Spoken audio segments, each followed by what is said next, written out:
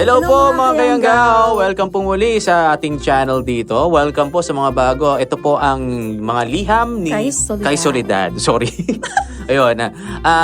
Yun, panibagong episode na naman po tayo, no? Ma'am Soledad, Miss Soledad. Yes, correct. At syempre, kagaya ng nakagawian natin ay syempre panibagong kwentong katatakutan na naman at medyo may konting kilig at kiliti at tawanan. Pero yan, sana ay makarelate tayo sa kwento natin ngayon. At ang kwento natin ngayon ay story ni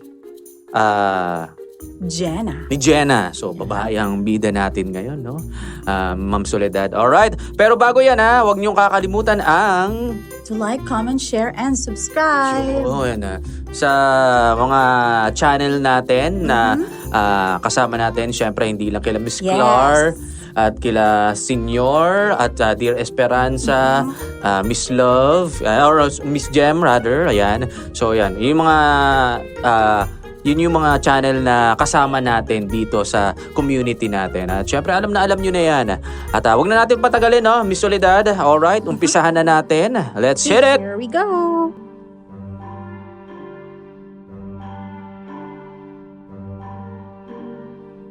Magandang araw po sa lahat ng listeners ng channel ninyo.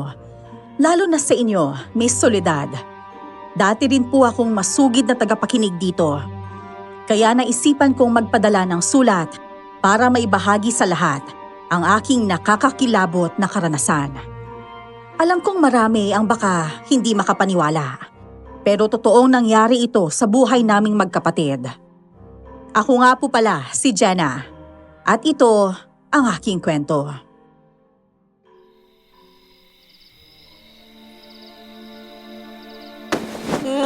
Ate, nakita ko na naman po yung halimaw. Nakita ko na naman po siya. Hanggang ngayon hindi po rin po nila ako tinatantanan. Natatakot na po ako. Ayoko po sumama sa kanya. Ayoko po maging kagaya nila. Jade, kumalma ka lang ha. Nandito lang ako. Oh, kalma lang. Paupo ka muna rito at kukuha ako ng tubig sa labas, ha? Dito ka lang saglit. Huwag niyo po ako iwan. Babalik ako. Bigla po silang lumitaw eh. Ang pangit-pangit po talaga ng itsura ng halimaw na yun. Kalahating tao at kalahating halimaw. Tapos, nakikita ko rin po siya sa panaginip ko. Nandun lang siya. Nakaupo sa palayan habang nakatingin sa akin. Ano ka ba? Panaginip lang naman yun eh. Hindi ba, sabi ni nanay, ang mga panaginip ay hindi totoong nangyayari? Opo. Kabaligtaran yun sa totoong buhay. Ibig sabihin, hindi yun mangyayari. Paano naman po kung bigla siyang dumating? Para saktan po ako. Hahayaan ba ni ate na mangyari sa iyo mga bagay na yan? Siyempre hindi.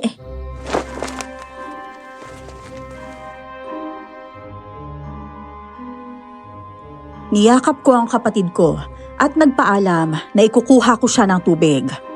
Naubos niya ang isang baso, saka ko siya pinabalik sa higaan. Pero hindi pa rin siya makatulog. Takot na takot siya at mahigpit ang kapit sa mga braso ko. Matagal nang nananaginip si Jade tungkol sa isang halimaw at lagi niyang sinasabing gusto siya nitong kunin.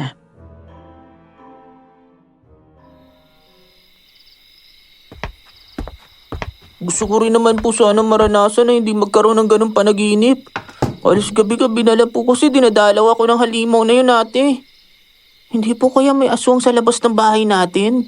Kaya ako binabangungot ng ganito kada gabi po. Hindi tayo guguluhin ng aswang. Tingnan mo, may inilalagay naman tayong patalim sa may dingding, di ba? Takot ang mga yan lumapit. Hindi ko nga rin maintindihan kung bakit ikaw lang ang nagkakaroon ng ganong panaginip, Jade. Pwede namang ako na lang. Sabi po nang nilalang sa akin, sumama na raw po ako sa kanya. Pero ayoko po sumama, ate. Dahil ikaw po yung naaalala ko. Yan, tama yan. Kahit yayain ka niya, huwag kang sasama, Jade. Huwag mo akong iiwan, okay? Ate, sa totoo lang po, parang magkapareho po kami ng likod ng halimaw na yun. Ha? May bumubukol din po sa balat ng likod niya tapos parang may tinik. Ano? Opo, nakita ko po kasi talaga eh. Nawakan ko pa nga po, kaya lang hinila niya ako. Mabuti na lang po talaga at nakawala ako kagad. Huwag mo nang isipin ang mga bagay na yun, ha? Panaginip lang yan. At kahit ano pang mangyari, hindi yan mangyayari sa totoong buhay.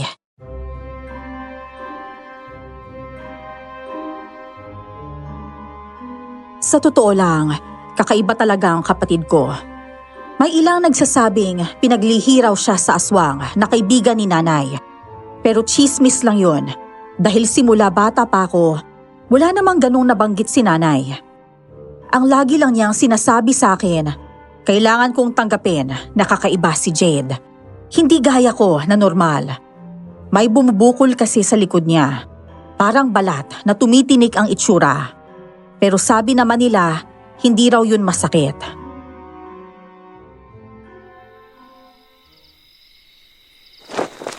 Oh, matulog ka na ha. Hindi muna ako hihiga para hindi ako antukin. Babantayan muna kita. Siguro mas mabuting magsaboy na rin ako ng asin at bawang sa paligid para kung may masamang nilalang man, hindi sila tuluyang makalapit. Ate, ayoko pa pong matulog. Baka po kasi pumasok na naman sa panaginip ko yung halimaw na yun eh. Hindi mo na siya mapapanaginipan ulit, Jade. Maniwala ka sa akin. Magpahinga ka na. May pasok ka pa bukas. Ate, bakit po kasi ganito ako? Ano po ba talagang nangyayari sa akin? Saan po ba talaga ako nanggaling? Ipinanganak ka ni nanay na ganyan, Jade. Diyos ang nagpasya na ganyan ang anyo mo. Kaya wala tayong magagawa. Hindi naman niya ibibigay sa'yo yan, di ba? Kung ikasasama mo. Tingnan mo, may swerte ka pa rin sa buhay natin. Kahit anong hirap, nakakaraos tayo agad dahil sa swerteng nariyan sa likod mo.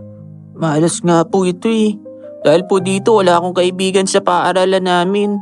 Madalas nga akong tawaging halimaw at aswang. Hindi ka halimaw at lalong hindi ka aswang. Hayaan mo sila sa mga tinatawag nila sa'yo. Basta para sa akin, mukha kang anghel. Tandaan mo, Jade, hindi mahalaga ang sasabihin ng mga tao sa'yo. Nasasaktan po kasi ako sa mga sinasabi nila eh. Alam kong masakit, pero ngitian mo lang sila para tumahimik sila. Malalagpasan natin to. Kumusta na palang pakiramdam mo? Maayos na ba? Ano yun?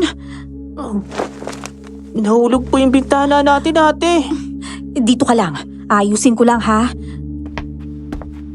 Ang bintana namin ay nakaharap mismo sa palayan. Nang isasara ko na sana yon, nanlaki ang mga mata ko nang makita kong may taong nakaupo sa pilapil at nakatingin diretsyo sa bahay. Mabilis kong isinara ang bintana. Saka agad akong bumalik sa tabi ni Jade. Ate, ayos lang po ba kayo? Oo. Ayos lang ako. Matulog na tayo. Bakit po kayo biglang namutla? Bigla po kayong pinagpawisan. Wala to, Jade. Ano lang, parang biglang sumama ang pakiramdam ko eh. Sige po, matulog na po tayo. Oo, magpahinga na tayo. Habang nakahiga, hindi ako mapakali. Kaya bumangon ako at muling binuksan ang bintana. Wala na ang lalaking nasa pilapil. Takot na takot ako. Pero hindi ko yun ipinahalata kay Jade. Pagsapit ng umaga, paglabas ko pa lang ng bahay, napansin ko na agad ang putik sa lupa. Parang may naglakad doon mula sa palayan.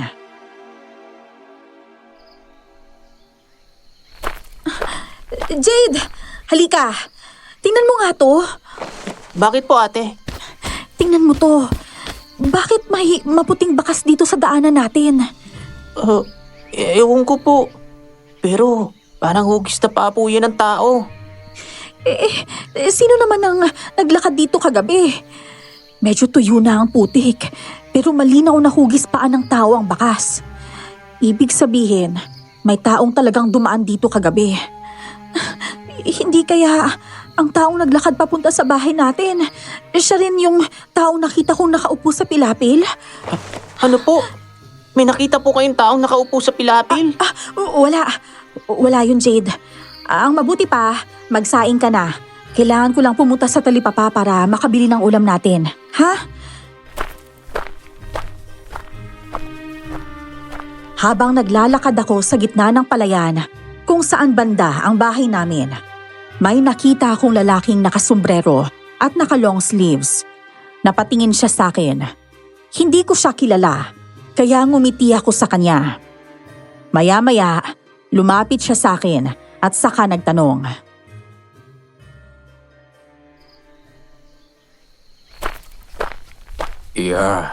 Kayo ba'y nakatira sa bahay na yan sa may dulo?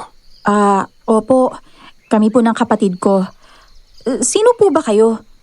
Tiyak kong bagong tauhan po kayo ni Don Martin. Oo. Taga-kabilang bayan lang ako.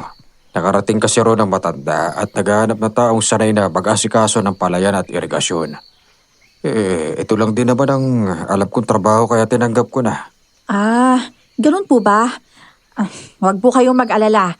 Mabait po si Don Martin. Oo nga. Ako nga pala si Javier. Ikaw, anong pangalan mo? Ako po si Jenna. Sige po, mag-ingat po kayo ha. Malalim po ang irigasyon dyan. Sige.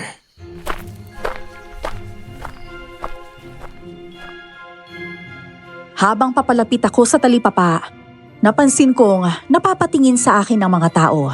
Pero hindi na yun bago sa akin. Alam ko na kung ano ang pinag-uusapan nila, ang kapatid ko. Ang pagkakaiba ni Jade, ang usap-usapan nila mula umaga hanggang hapon. Lalo na si Aling Bebang.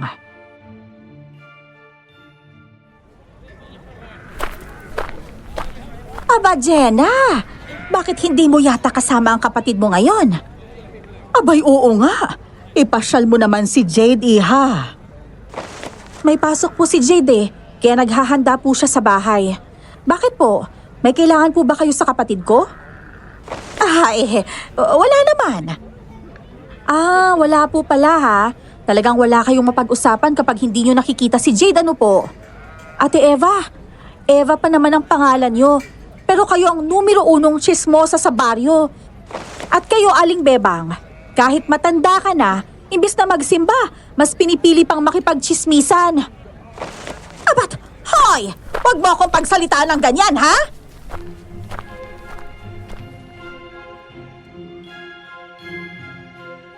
Tinalikuran ko sila para hindi na humaba pa ang usapan. Pagkabili ko ng gulay, dumiretso na agad ako pabalik ng bahay. Pagdating ko, nakabihis na at bagong ligo ang kapatid ko. Luto na rin ang kanin, kaya niluto ko na ang gulay. At pagkahain ko, agad siyang kumain. Maya-maya, may kumatok sa pinto. Lumabas ako at nakita ko si Kuya Javier.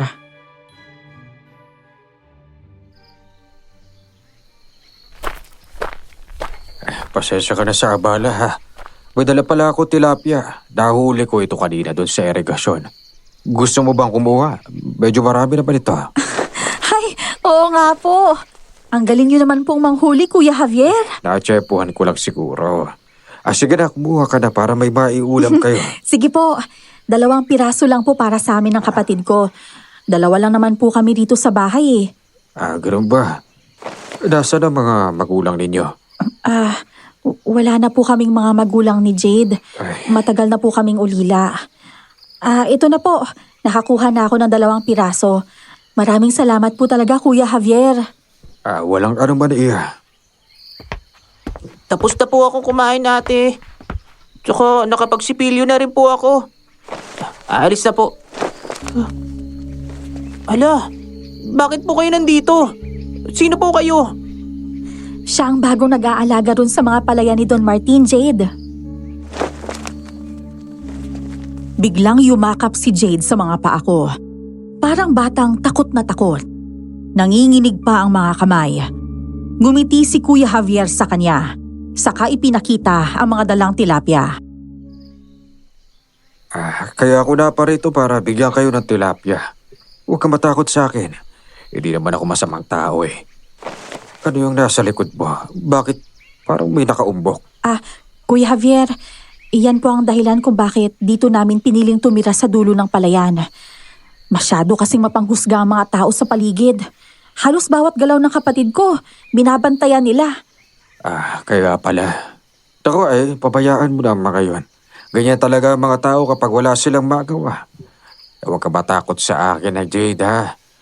Pwede mo akong maging kaibigan. Huwag kang mag-alala. Hindi ako masamang tao. Hindi kita sasaktan. At mas lalong hindi kita huhusgahan. Paalisin niyo na po siya, ate. Jade, ano ba? Pasensya na po kayo, Kuya Javier.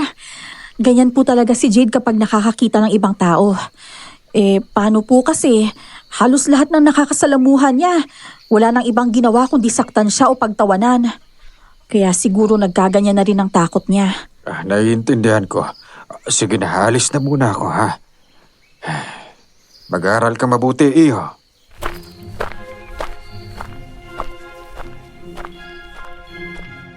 Pagkaalis ni Kuya Javier, kinausap ko si Jade. Tinanong ko siya kung bakit parang takot na takot siya kay Kuya Javier.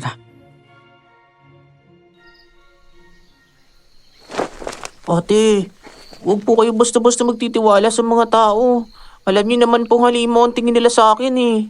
Jade, hindi naman lahat ng tao ganyan. Huwag kang mag-alala. Naiintindihan kita kung bakit ganyan ang nararamdaman mo. Sige po.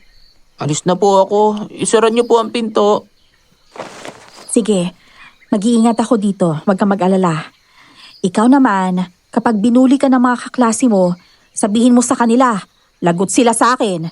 Lalo na yung damulag na kaklase mo. Ang laki-laki ng katawan, pero ikaw lang ang kaya niyang pag-initan. Mayabang po kasi yun si Romero. Paano po kasi yung lola niyo yung principal po sa amin eh. Basta, magsumbong ka lang sa akin kapag may ginawang masama sa'yo ang mga yan. Babalikan ko talaga ang mga yan. Yan din po yung sinabi niyo sa akin nung nakaraan eh. Niyakap ko na lang ang kapatid ko. Hindi naman talaga ako palaban. Nasasabi ko lang ang mga ganon para magkaroon siya ng lakas ng loob. Pagsapit ng hapon, nasa kusina ako at naghahanda ng makakain naming dalawa nang bigla siyang dumating. Bandang 5:00 na noon. Medyo madilim na rin dahil malayo ang bahay namin sa paaralan niya. Takot na naman siya habang nagkukwento sa akin.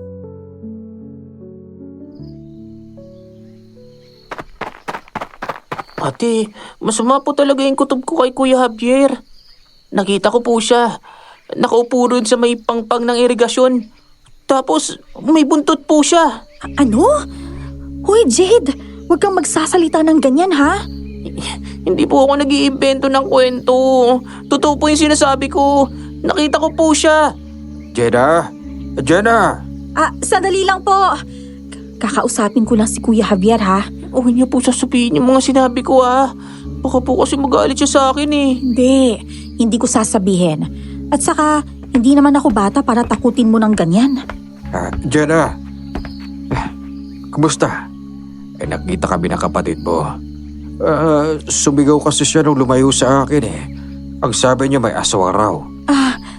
Jade, bakit mo ginawa yun? Mukhang ako yata yung tinatawag niyang aswang eh. Jade, hindi ako aswang ha. May mali yata talaga sa nangyayari sa kapatid mo kaya siya nagkakaganyan. Bukas na lang po ng umaga. Ipapaliwanag ko po sa inyo ang lahat kung bakit siya nagkakaganyan. Dumidilim na po kasi at naghahanda na po ako ng pagkain namin. Sige lang, alis na rin naman ako eh. Uwi na rin ako sa kubo ron sa bahay ni Don Martin. Ay nako, grabe talaga si Jade. Tinawag ba naman akong aswang? Napahiya ako kay Kuya Javier sa ginawa ni Jade, kaya pinagsabihan ko ang kapatid ko. Tiningnan ko rin ang lalaki kung may buntot nga ba siya, pero wala naman. Hindi ko na inisip ang mga sinabi ni Jade at bumalik na lang ako sa pagluluto ng pagkain namin. Habang nagpapahinga kami, muli niyang naikwento ang ginawa sa kanya ng mga tao sa eskwelahan. Kasama na ron si Ate Eva.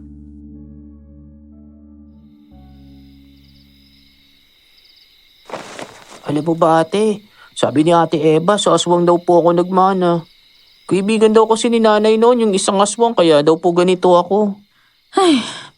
At naniwala ka naman sa ganyang mga kwento? Alam mo, yung si Ate Eva, demonyita talaga yun eh. Humanda siya sa akin bukas. Hindi ako papayag na lagi kanyang ginaganyan. Huwag niyo na pong patulan. Alam niyo naman pong wala talagang hiya yung matandaan na yun eh. Hindi eh. Yung mga kapwa bata mo lang hindi ko papatulan. Pero yung sina Ate Eva at Aling Bebang, sumusobra na talaga sila. Nauubos na ang pasensya ko sa kanila. Tinatawag pa nga niya yung iba kong mga kaklase tapos sinasabi, alam niyo raw po yung si Jade, pinaglihi raw yan ni Alvira sa aswang, kaya ganun daw po yung itsura ko. Tapos sabi niya po, baka raw po isa akong aswang na korkor. Ano? Aswang na kurkur? Saan naman niya napulot ang mga pinagsasabi niya? Ay, matagal na ako nagtitimpi sa babaeng yan. Kaya humanda talaga siya sa akin bukas.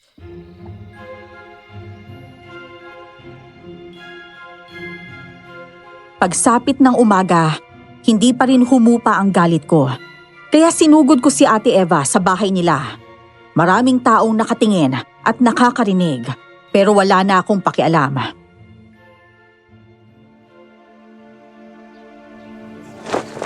Ang aga-aga, Jenna. Manggugulo ka? Ganyan ka ba pinalaki ng nanay mo, ha? Ay, oo nga pala. Bakit pa ako magtataka? Nanay mo nga, walang modo. Kaya malamang sa kanya ka nagmana. Hoy! Sumusobra ka na, ha? Kahit patay na ang nanay ko, hindi niyo pa rin siya tinitigilan. Napakawalang hiya mo talagang babae ka! Demonyo ka! At makinig ka, ha? Tigilan mo na ang kapatid ko dahil baka hindi ako makapagpigil at mapatay kita! Abay, hindi ako natatakot sa'yo! At ano ba talaga ang ikinagagalit mo, ha, Jenna?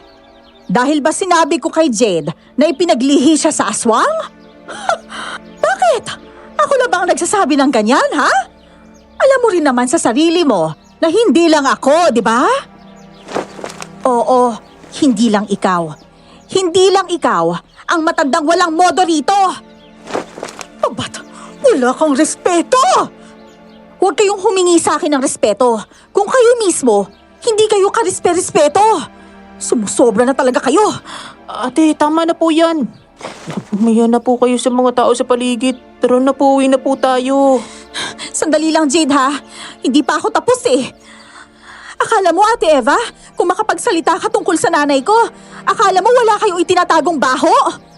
Gusto mo bang maglabasan tayo ng dumi? Sige, pagbibigyan kita. Hindi ba't yung mga anak mo, iba-iba ang ama? Sa 5 mong anak, 5 lalaki rin ang dumaan sa'yo.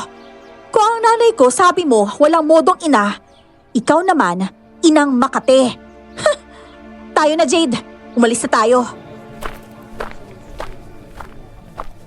Hindi ko na siya hinintay pang magsalita at agad na akong tumalikod. Umuwi kami ng bahay. Habang ang kapatid ko na may parang munting tuta na tahimik lang na sumusunod sa likuran ko. Pagdating namin, nag-aabang si Kuya Javier sa tapat ng bahay. Galit man ako noon, alam kong hindi tama na sa iba ko yon ibunton. Kaya ngumiti pa rin ako sa kanya. Maya-maya, may inabot siyang sobre sa akin.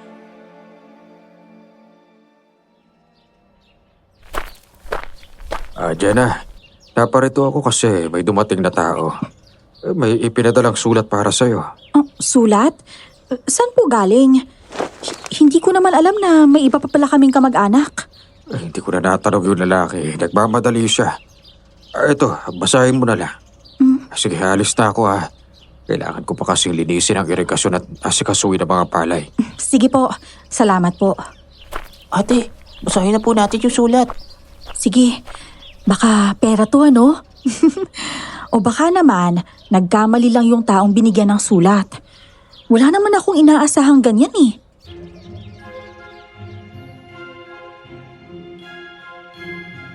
Binasa ko ang sulat at puro babala ang nakasulat doon tungkol sa batang kasama ko. At alam kong si Jade ang tinutukoy. Namutla ako nang makita ko ang marka ng kuko sa likod ng liham. Jade, tungkol sa'yo yung laman ng sulat. Sabi rito, kukunin ka raw nila sa akin dahil matagal ka na raw nilang hinahanap. Ano po? Wala naman pong nakasulat na pangalan dyan eh. Sino po kaya yung nagpadala ng sulat? Wala eh. Pero tingnan mo to. May marka ng kuko rito sa likod ng sulat oh. Ang haba ng kuko at matulis ang dulo. Baka po ang nagpadala ng sulat na yan. Yung halimaw na lagi ko nakikita sa panaginip ko. Gusto niya po kasi akong makuha eh. Pero bakit naman niya idadaan sa sulat, di ba? Ang naisip ko nga, baka pananakot lang to eh. Pero saan ba talaga nanggaling ang sulat na to? At bakit ikaw naman ang pakay nila? Napaisip ako noon at halos hindi mapakali. Aaminin ko, natatakot ako para kay Jade. Habang nakaupo ako sa labas ng bahay ng araw na yon, may natanaw akong lalaking naglalakad papunta sa amin. May dala siyang mga bag at maputik ang buong katawan. Agad kong tinawag si Jade para ituro sa kanya ang lalaki.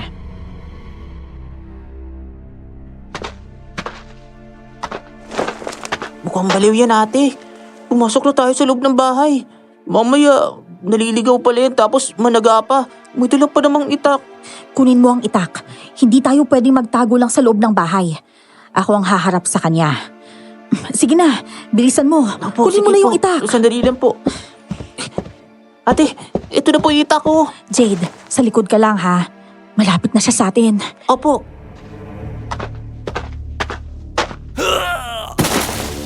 Biglang natumba ang lalaki pagdating niya sa harapan ko. Nabitawan niya ang itak sa lupa. At habang nakatingin sa akin, nanginginig ang buong katawan niya. Tulungan mo ako. Gutom na ako. Tubig. Pahingi ako ng tubig at kaunting pagkain. Jade, kumuha ka ng pagkain at tubig sa loob. Bilisan mo! Opo. Sino ka ba? At paano ka nakarating dito? Sa pagkakaalam ko, hindi ka taga rito. Halos kilala ko ang lahat ng nakatira dito sa baryo namin. Ako si Moises. Isa akong pulubi. Pinalayas kasi ako sa tinutuluyan ko kaya napadpad ako rito. Hindi ko alam ang lugar na to. Ah, ganun ba? Sige, ayan ang kapatid ko. Kumain ka muna. Saka na tayo mag-usap mamaya. Salamat.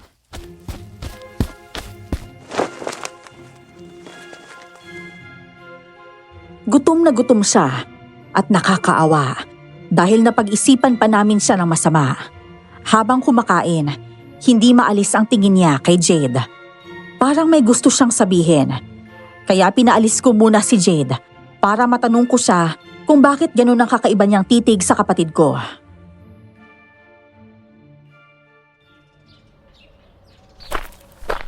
Wala na si Jade. Alam kong may mali sa paraan ng pagtitig mo sa kapatid ko. Sabihin mo sa akin, ano bang naiisip mo habang pinagmamasdan mo ang kapatid ko? May kakaibang dugong dumadaloy sa kapatid mo.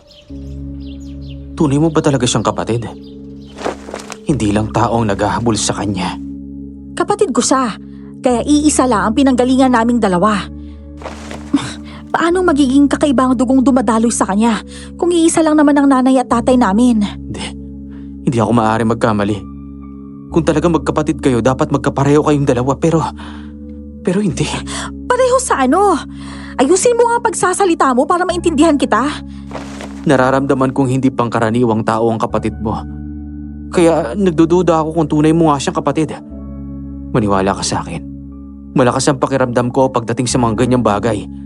Hindi iisa ang pinagmulan ninyo at ang mga magulang mo lang ang makakapagpaliwanag sa iyo niyan. Wala na kaming mga magulang. Kaming dalawa na lang ang natira. Kaya sino pang tatanungin ko?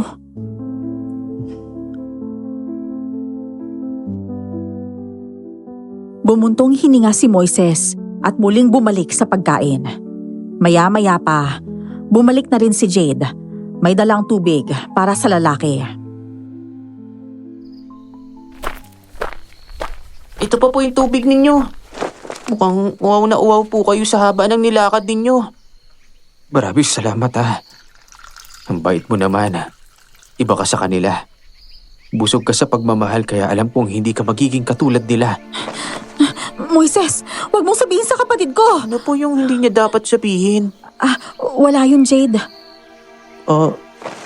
Saan po kayo nakatira? Hindi ko rin alam eh. Pwede ba akong tumuloy muna rito sa inyo kahit pansamantala lang? Hindi ko po alam kay ate. Kaya lang, wala na po kami mahihigaan sa bahay namin. Nakita niyo naman po kasi maliit lang tong bahay namin eh. Huwag kang mag-alala. Meron kaming lumang kubo. Pwede kang tumuloy muna ron. Ayun oh, nakikita mo ba yon? Doon ka muna pansamantala ha. Magugustuhan mo naman siguro ron kasi presko ang hangin. Kaya lang, kapag umuulan, tumutulo na ang bubong. Ayos lang.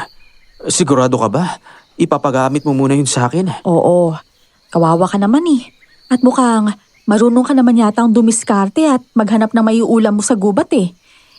Bibigyan ka na lang namin ng bigas. Maraming salamat. Alam nyo, hindi ko talaga inaasahang may tutulong pa sa akin. Mabait talaga ang Diyos. Lagi siya gumagawa ng paraan para may makain ako at may mainom.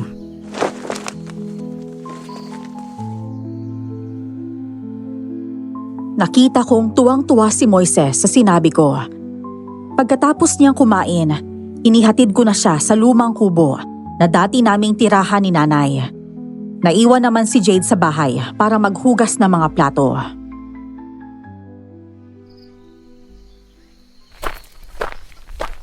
Maganda ang kubo na to. Luma na nga eh. Tapos, hindi pa nalilinis. Ikaw na muna ang bahala rito ha. Basta kung may kailangan ka, sabihin mo lang sa akin. O sige, ikaw lang rin naman ang malalapitan ko rito, Jenny. Teka, sandali. May iba pa bang tao rito bukod sa atin? Para kasi may nararamdaman akong presensya. Ha? Wala naman. Tayong dalawa lang dito. Nagkakamali ka. May iba pang tao rito. Ayun oh, tignan mo. Isang lalaki nakatayo sa gitna ng palayan. Ah, si Kuya Javier yun. Uy, iba ka talaga ha. Pati yan nararamdaman mo? Oo. Ganyan ako mula noon pa. Malakas ang pakiramdam ko sa mga ganyang bagay. Yung lalaking yan ang nag-aalaga ng mga palay at irigasyon. Medyo may pagkamasid lang talaga yan. Mabait naman yan, kaya huwag kang mag-alala. Parang ayaw niyang maalis ang tingin niya sa atin. Baka iniisip niya siguro masamang tao ako. Baka naninibago ka lang. Hayaan mo, dumadalaw naman yan sa bahay eh. Kakausapin ko siya at ipakikilala kita. Sige.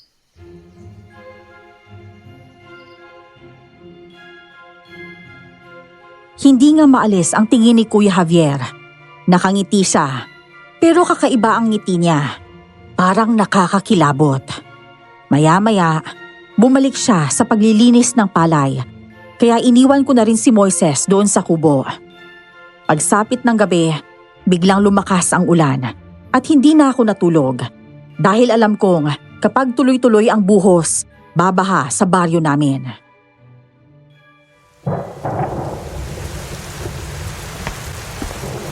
Ate, magpahinga ka na po. Hindi naman po siguro lahat ng pagkakataon babahayin po ang baryo natin. At saka kung bumahaman, hindi naman po siguro malalim ang tubig. Mas mabuti na nakasisiguro tayo. Ikaw na lang ang magpahinga dyan. Huwag kang mag-alala. Babantayan lang kita. Maayos naman ang panahon kaninang umaga. Tapos bigla na lang umulan ngayon. Wala naman po kasi tayong hawak sa panahon. Ang Panginoon lang po. Ay, ate, naririnig niyo po ba yun? Parang may rumaragas ang tubig ah. Naku, yan na nga bang sinasabi ko eh. Jade, bumahon ka na dyan. Sige. Pupunta tayo ron sa Pampang. Sige po. Kailangan nating makaalis dito ngayon na. Sige po. Hindi ko inaasahan na ganun kalalim ang baha ng gabing yon. Ang alam ko, wala namang bagyo. Pero madalas talaga yung mangyari sa baryo namin. Konting ulan lang, baha agad. Dahil may malalim at malaking irigasyon na dinadaanan ng tubig papunta sa lugar namin. Ate, masyado na pong malalim ang tubig. Nahihirapan na po akong lumangoy. Kumapit ka sa damit ko! Siguraduhin mong hindi ka bibitaw, Jade, ha? Hihilahin na lang kita. Akong bahala sa'yo. Aray ko po. Parang may bumawon sa tagiliran ko, ate. Jade, kumapit ka lang, ha? Malapit na tayo sa Pampang. Hindi lang naman tayo dumaranas ng baha na to. Halos buong baryo na rin.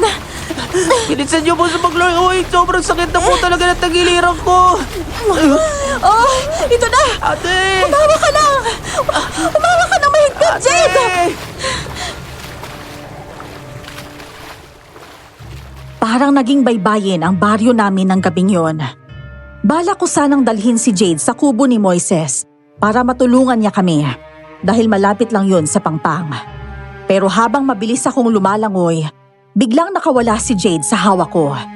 Pinilit ko pa siyang abutin, pero sadyang napakalakas ng tubig na rumaragasa mula sa irigasyon. Ate, tulungan mo ako! Jade! Jade! Tulungan niyo po ako, ate! Ayoko pa mamatay! Jade! Diyos ko! Tumaban ka! Gamitin mo ang buong lakas mo sa paglangoy! Hahanapin kita! Hindi kita masundan! Kailangan ko ng kasama, Jade! Ate! Yun na ang huling nasabi ni Jade. At tuluyan na nga siyang tinangay ng rumaragasang tubig. Sa awa ng Diyos, nakarating pa ako sa Pangpang at doon ko nakita si Moises lumalangoy papunta sa kinaroroonan ko. Jenna, salamat at nakaligtas ka. Teka, nasan yung kapatid mo? Ako lang ang nakaligtas. Ano? Pero ang kapatid ko, tinangay siya ng tubig, Moises. Kailangan natin siya hanapin. Baka abutin siya ng agos hanggang ilog. Ayokong mamatay siya. Sige, hanapin natin siya. Hindi ito pangkaraniwang bahalang. Hindi kagaya ng iniisip ng lahat. Supato ng isang nilalang. Kailangan muna nating makaalis dito. Kailangan nating mahanap ang kapatid ko. Nakikiusap ako sa iyo, Moises. Tulungan mo ako. Oo, sige. Saan banda siya tinangay na tubig? Doon, sa kaliwa siya inanod. Tara. Sundan natin siya. Magpapaano na rin tayo sa agos para mahanap natin yung kapatid mo. Sige. Magkahawak kamay kami ni Moises habang nakatanaw sa malalim na tubig baha. Lalo pang lumalakas ang ulan.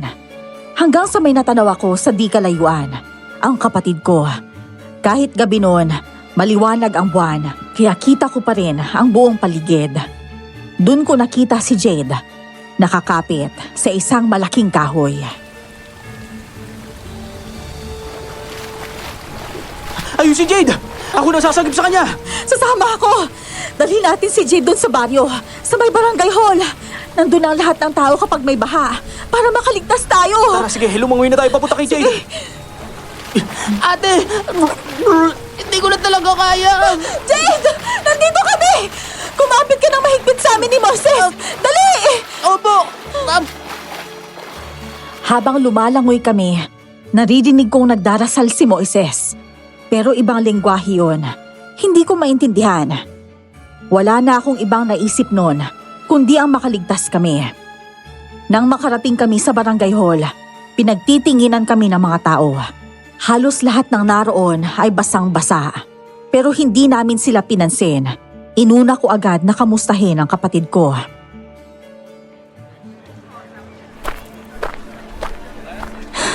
Ano ba nangyari sa tagiliran mo kanina, Jade? Bakit ka biglang nasaktan? Hindi ko rin alam eh. Basta naramdaman ko na lang para may bumaon po. Ito po, tingnan niyo po. May kalmot ka. Parang galing ito sa mahaba at matutulis na kuko. Naramdaman ko po kanina na parang may humahawak sa damit ko. Tapos bumawin yung kuko niya kaya po ako nasaktan.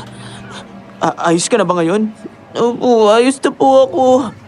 Jenna, ang ulan at buhahan na ito, hindi ito gawa ng kalikasan. Kagagawa nito ng isang nilalang. May mga nilalang na kayang magpataw ng sumpa sa tao at kaya nilang pahirapan ng mga mamamayan gamit ang kapangyarihan nila. Pero malakas ang pakiramdam ko na may nilalang na may gustong magasik ng lagim sa baryo. Kaya nagkaroon ng ganitong pambihirang baha. Napansin kong malalim ang iniisip ni Jade na mga sandaling yun.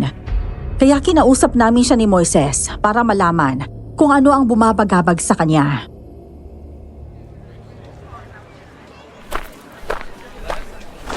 Jade, kung may gumugulo sa isip mo, sabihin mo sa amin ha.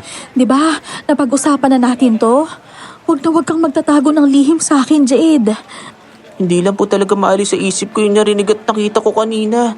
Nalubog po ako sa tubig tapos may nakita po ako nilalang. Yung nilalang po na yun, parang lingkantro. Basta po parang hayop. Anong ginawa niya sa'yo nung nakita ka niya? Sinabi niya po sa akin, sumama raw po ako sa kanya. Anak. Yun po, anak po ang tawag niya sa akin. Nagkagulo ang baryo namin pagsapit ng umaga. Nasira ang mga kabuhayan ng mga tao, kaya halos lahat ay nanlumo sa bigat ng problemang hinaharap.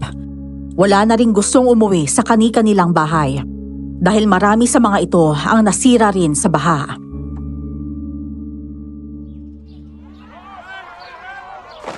Sa lahat, si Kapitan lang ang nakaligtas. Sana naman dumating siya dito ngayon sa baryo para makahingi tayo ng tulong sa kanya.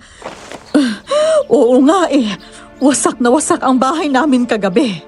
Hindi ko na alam kung saan kami titira dahil sa lakas ng ulan at baha. Bakit kaya ganun ang panahon kagabi, ano? Aba, ikaw Jenna, may alam ka ba kung bakit? Wala rin po akong alam.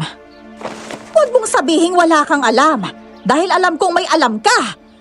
Ito ang ganti ng halimaw. Kagagawa ng nanay mo kung bakit nagkaganyan ang baryo. Pwede ba? Wala na po ang nanay ko. Kaya nakikiusap ako. Tigilan niyo na po siya. Wala na nga siya. Pero iniwan naman niya ang malas. Yan! Yang kapatid mo ang malas. Teka, alam kong malungkot po kayo dahil sa nangyari kagabi sa baha.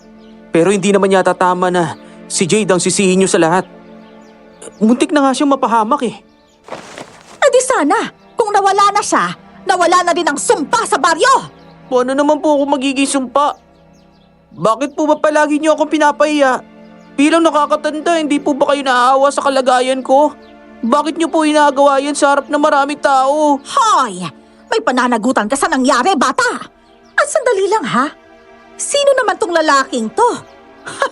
Kasintahan mo ba siya, Jenna? Wala na po kayong pakialam doon. Itong si Jenna, tahimik lang, pero may kasintahan na pala. Mukhang pag-aasawa ng susunod dyan ah. Hindi ko po kasintahan si Jenna. Kayo talaga, basta may masabi lang ano. Sa sobrang inis ko, hinila ko si Aling Bebang palayo sa mga tao. Hindi ko na maatim ang ginagawa niya sa kapatid ko. Awang-awa ako kay Jade sa lahat ng pamamahiya at pangungot siyang inaabot niya mula sa kanya. Aling Bebang, matanda na po kayo. Hindi po ba kayo naaawa kay Jade sa mga pinagsasabi niyo? Jenna, imposibleng wala kang alam. May pananagutan ng nanay mo sa pagkawala ng aswang nun. Lahat ng kakaibang nangyari ngayon, paghihigantiyan. May kapalit ang pagliligtas niya sa bata. Sino po bang tinutukoy niyo? Si Jade ang pinag-uusapan natin dito, Aling Bebang. At bakit? Wala bang kinalaman ng kapatid mo sa sinasabi ko, ha? Gusto mo bang malaman ang lahat, Jenna? Puntahan mo si Mang Simon. Alam mo bang marami siyang alam tungkol sa kapatid mo? Siya lang yata ang hindi umalis sa bahay niya nang bumaha. Nasa mataas na bahagi ng baryo ang bahay niya. Kaya sigurado akong hindi inabot ng tubig. Sige, kakausapin ko si Mang Simon. At kapag hindi totoo ang mga sinasabi ninyo, ititigil niyo ang pagchichismis tungkol sa kapatid ko. O sige, kung yan ang gusto mo, Jenna. Pero tandaan mo to, kapag may nalaman ka na, ewan ko na lang kung ano pang masasabi mo.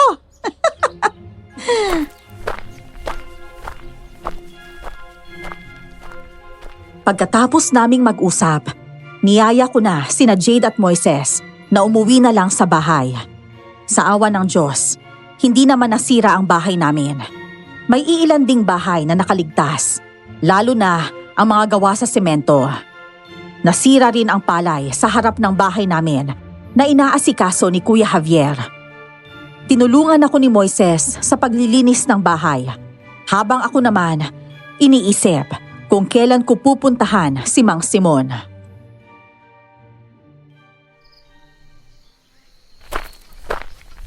Mukhang malalim ang iniisip mo, Jenna.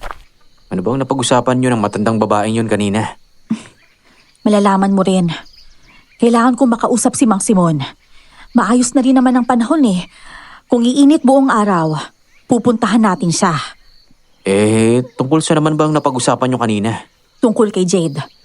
Moises, aminin mo nga sa akin, bakit mo nasabing iba ang dugong dumadaloy sa kapatid ko? Paano mo nasabi yun? Hindi ba sinabi mo gusto mo muna makausap si Mang Simon? Pakiramdam ko masasagot din niya ang tanong mong yan. Ayoko munang pangunahan ang sasabihin niya. Sige, pero samahan mo ko. Sige, sasamahan kita. Sige na, uwi na rin muna ako sa kubo. Kailangan ko rin tingnan kung may natira pa o may nasira doon para maayos ko kagad. Sige. At salamat nga pala ha sa pagligtas mo sa kapatid ko. Sa totoo lang, marami sana akong gustong itanong sa'yo eh. Kaya lang, hindi ko alam kung paano ko sisimulan. Baka sa susunod na lang kita uusisain tungkol sa kung ano ka talaga.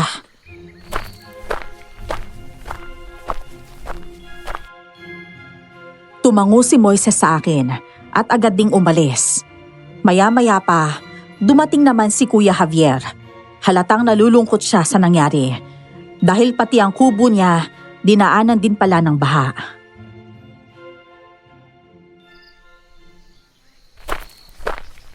Mabuti na lang at nakaligtas kayo ng kapatid mo sa baha. Medyo malalim ang baha kagabi ano. Oo nga po eh. Mabuti na lang at natulungan kami ni Moises. Nasaan si Jane? Nandun po siya sa kusina, kuya. Siya ang nagluluto ng pagkain namin. Andiyan na. Sino ba yung si Moises? Kakilala mo ba yan o kamag-anak? Isa lang po siyang pulubing tinulungan ko. Kasi alam kong wala siyang mapuntahan. Paano na pala yan, Kuya Javier? Nasira na mga tanim ni Don Martin. Kaya nga eh. Ang sabi ni Don Martin, ngayon lang daw ulit naranasan ng baryo ganito kalalim na baha sa isang gabi.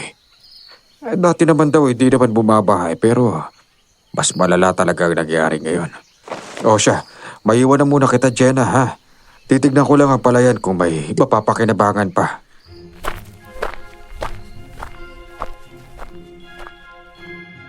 Pagkaalis niya, agad akong pumasok sa kusina. Pero wala ron ang kapatid ko. Pinuntahan ko siya sa kwarto at nakita ko siyang nakatayo sa harap ng salamin. Napaatras ako nang makita ko sa refleksyon niya na namula ang paligid ng mga mata niya.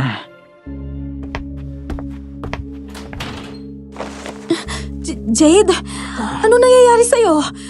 Bakit biglang namula ang mga mata mo? Parang hindi naman po. Nakita ko talaga, Jade. Hindi ako pwedeng magkamali. Hindi ko man lang napansin. Pero ate, may napapansin din po ako sa sarili ko. May mga naririnig po ako tunog na hindi ko alam kung saan nanggagaling. Tapos pati tunog ng mga ibon sobrang lakas po sa pandinig ko. Parang ang lapit-lapit po nila sa akin. Baka nga nagkamali lang ako sa nakita ko kanina. Mabuti pa, magpahinga na tayo. Napagod ako sa kakalinis ng bahay natin eh. Sige po, kumain na po muna tayo bago tayo magpahinga.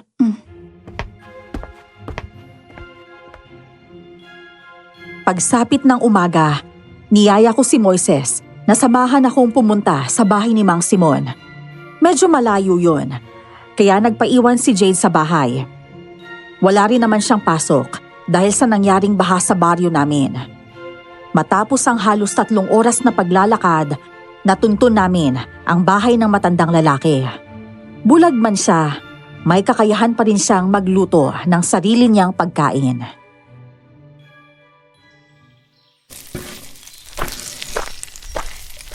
Sino kayo? Sino at ano sadya niyo sa akin? Mang Simon, ako po si Jenna. Naaalala niyo po ba ako? Gina! Gina! Kapatid ka ni Jade, ano? Opo. Pero may naaamoy akong isa ka pang kasama. May kasama nga po ako. Si Moises po. Isa po siyang pulubi na tinulungan namin. Sinamahan niya po ako rito dahil niyaya ko po siya. Ganun ba? Ano kailangan mo, Iya? Tungkol po ito kay Jade. Bakit po may mga nagsasabi na hindi iisa ang pinanggalingan namin? Pati mga taga-baryo, pinagchichismisan ang pagkatao ng kapatid ko. Wala ako sa lugar para sagutin ang tanong mo. Mang Simon, wala na pong ibang magsasabi sa akin ng totoo kundi kayo. Sabihin niyo po sa akin ang lahat ng nalalaman niyo. Kayo po ang isa sa pinakamalapit kay nanay noon. Kaya alam kong may nalalaman kayo. Gusto mo talagang malaman ang totoo, ano? Opo, gustong gusto ko pong malaman. Napabuntong hininga si Mang Simon at dun ko naramdaman na may alam siya tungkol kay Jade. Gina, hindi mo talaga tunay na kapatid si Jade. Hindi kayo magkadugo. Sinabihan ko na noon ang tunay mong ina na sabihin sa iyo ng lahat-lahat bago pa man may masamang mangyari sa kanya, pero ayaw niya. Ano po? Hindi ko tunay na kapatid si Jade? Pero paano? Sabi ko na nga ba eh. Hindi mo nga siya talaga tunay na kapatid dahil kakaiba siya. Iba ang dugod dumadaloy kay Jade. Si Jade, anak siya ng isang aswang na korkor. Hindi mo siya tunay na kapatid. Hindi siya anak ng nanay mo. Kung ganon, tama pala ang chismis ng mga tao na hindi ko siya kadugo. At ang isa sa mga may alam nun, si Aling Bebang. Oo, si Bebang ang nagpaanak sa nanay mo noon. Siya ang naging kumadrona nang isinilang ng nanay mo ang tunay mo kapatid. Bigla akong naguluhan sa mga nangyayari. Dahil ang alam ko, buntis si nanay sa kapatid ko. At nang maisilang niya ang sanggol, si Jade yun. Pero paano po nangyari yun? Ang alam ko, buntis si nanay noon habang ako naman ay nasa bahay ng lola ko. Tapos, namatay si tatay nang 4 na buwan pa lang ang dinadala niya. Pagkaraan nun, mga 1 buwan bago siya manganak, saka ako umuwi sa kanya. Si Jade ang batang ipinagbubuntis ni nanay. Hindi pwedeng hindi. Kailangan mo tanggapin na hindi mo kapatid si Jade. Ipapaliwanag ko sa iyo ang lahat. Nagkaroon ng ugnayan ng nanay mo sa isang korkor. Naging kaibigan niya ang isang aswang, pero hindi namin alam na may masama pala itong balak sa kanya. Mabuti pa, siguro may iwan ko na muna kayo para makapag-usap kayo na maayos. Ipaliwanag niyo po sa akin ang lahat, Mang Simon. Gusto kong malaman ang buong katotohanan. Namatay ang nanay mo dahil pinatay siya ng aswang na kurkur. At bilang ganti, kinuha ng nanay mo ang anak ng aswang na kurkur. At yun si Jade. Papawiin na nila si Jade. Ibig sabihin, ang mga panaginip ni Jade, mga palatandaan yun na gusto na nga nilang bawiin ang kapatid ko. Mang Simon, ano pong dapat kong gawin? Wala kang magagawa para maprotektahan si Jade, kundi isuko siya sa kanila. Hindi sila titigil sa panggugulo hanggat hindi mo na ibabalik ang nawala nilang anak. Pag-iisipan ko po muna. Hindi ko pwedeng ibigay ang kapatid ko ng ganun-ganun na lang. At wala rin akong balak sabihin kay Jade ang lahat. Dahil alam kong masasaktan siya. Aalis na po ako, Mang Simon. Maraming salamat po sa mga nalaman ko. Sige. Sa totoo lang, hirap akong tanggapin na hindi ko pala tunay na kapatid si Jade. Dahil ni minsan, hindi ko nakita si nanay na itinuring siyang iba o kakaiba. Kahit alam niyang isa pala siyang aswang. Ngayon, naiintindihan mo na ba kung bakit ko nasabing kakaiba ang dugong dumadaloy sa kapatid mo? Oo, nasabi na sa akin ni Mang Simon ang lahat. Moises, hindi ko matanggap ang mga nalaman ko. Pero wala akong magawa kundi tanggapin na hindi kami magkadugo. Ang sabi ni Mang Simon, kailangan ko raw ibalik si Jade sa kanila. Baka nga, yun talaga ang pinakamabuting gawin mo. Ibalik mo na lang si Jade kung saan siya nanggaling para wala nang iba pang mapahamak. Baka mamaya may madami pang ibang tao kapag pinilit mong ipaglaban si Jade. Kapatid ko si Jade. Kahit alam ko ng anak siya ng aswang na korkor. Hindi ko siya basta isusuko na lang sa mga halimaw na yon. Minahal din siya ni nanay. Kahit pinatay ng mga korkor ang tunay kong kapatid. Kung maaari, huwag mong ipaalam kay Jade ang lahat. Wala akong balak isuko siya sa mga halimaw na yun, Moises. Ikaw ang bahala. Pero hindi ka nila titigilan. Kukunin nila kung ano ang para sa kanila. Hindi ako nakaimik ng mga sandaling yon at agad na akong umuwi ng bahay. Si Moises naman, dumiretso na sa kubo niya. Pagdating ko, agad akong sinalubong ng kapatid ko at kaagad ding nagtanong. Ate, ano po sabi ni Mang Simon? Bakit parang malungkot po yung mukha ninyo? Wala to, Jade. May itatanong nga pala ako sa'yo, ha? Hindi ka na ba nananaginip tungkol sa mga halimaw na gustong kumuha sa'yo? Hindi na po. Kasi palagi na po akong nagdadasal. Ate, hindi po ako sasama sa kanila. Kahit ano pong mangyari. Hindi po kita iiwan. Pero, paano kung pilitin ka nila? Halimbawa, sabihin nila sa'yo na sila ang tunay mong pamilya at hindi ako. Kanino ka maniniwala? Sa kanila o sa akin? Bakit naman po ako maniniwalang sila ang pamilya ko? Ate, hindi po ako halimaw. Hindi ko po nanaising magkaroon ng pamilyang tulad nila. Tama ka. Hindi mo sila pamilya. Ako ang pamilya mo, ha? Tandaan mo to, Jade. Kahit ano pang mangyari, ipagtatanggol kita. Hindi kita isusuko kahit kanino. Kahit sa mga halimaw pa. Basta ipangako mo rin sa akin na kahit ano pang mangyari, hindi mo rin ako iiwan. Ha? Pangako po yan, ate. Pagsapit ng gabi, halos hindi ako makatulog. Nakatingin lang ako sa kapatid ko habang mahimbing siyang humihilik. Naaawa ako sa kanya. Pero may galit din akong nararamdaman dahil hindi sinabi ni nanay sa akin ang totoo bago siya namatay. Kung sana'y ipinagtapat niya ang lahat, baka hindi umabot sa ganito ang buhay namin ni Jade. Bigla akong nagulantang nang may malakas na kumalabog sa pinto at agad ding nagising ang kapatid ko. Ate, ano po nangyari? Jade, mukhang may halimaw sa labas. Sinusubukan nilang gibain ang pinto ng bahay natin. Hindi lang po sa pinto may nilalang. Yung bintana natin ate. Parang nabubuksan na rin po. Dito ka lang, ha? Kailangan kong itulak pabalik ang bintana. Tutulungan po kita. Hindi niyo po papapasok ang bahay namin kahit ano pang mangyari. Jade, ang lakas mo. Wala na akong may bugang pwersa pero ikaw, kayang-kaya mo tutulak ang bintana para hindi mabuksan. Kayo na po bahala dun sa pinto. Sige.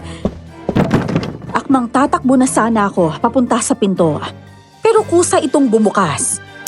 Bumungad sa amin ang isang halimaw na anyong likantro. Mabangis, mapanganib at nakakakilabot. May mga tinik din ito sa likod, gaya ni Jade. Pero sa kapatid ko, parang bumubuko lang na balat. Napaatras ako, palapit sa kanya. Mahaba ang kuko ng halimaw, mapula ang katawan, at mabalahibo ang likuran nito.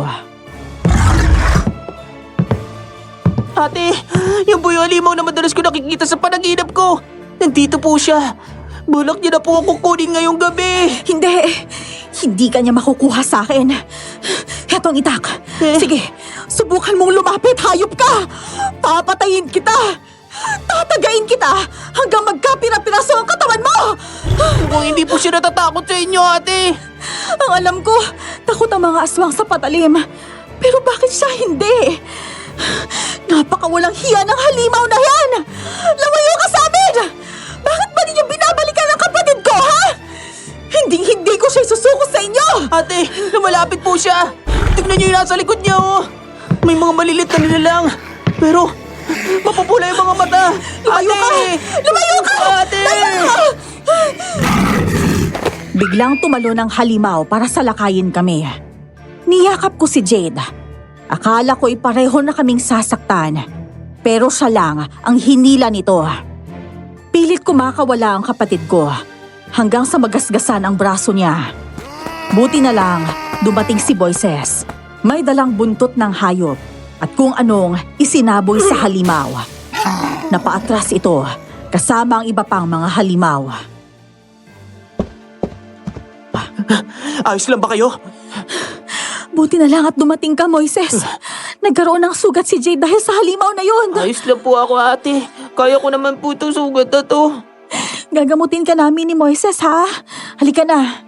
Sinira ng halimaw na yun ang pinto ng bahay ninyo para lang makuha si Jade. Bilib din ako sa iyo ha. Hindi mo siya sinuko kahit kaharap mo na mismo ang korkor. Kahit ano pang mangyari, hindi ko isusuko ang kapatid ko. Habang ginagamot namin ang sugat ni Jade, doon ko na nakita ang tamang pagkakataon para tanungin si Moises kung bakit may alam siya tungkol sa mga halimaw na yon.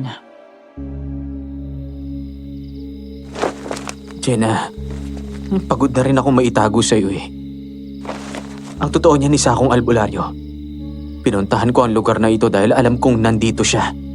Sinundan ko siya nang hindi niya nalalaman. Ano? Isa kang albularyo? Oo. Una kong misyon ang patayin ng korkor na yan.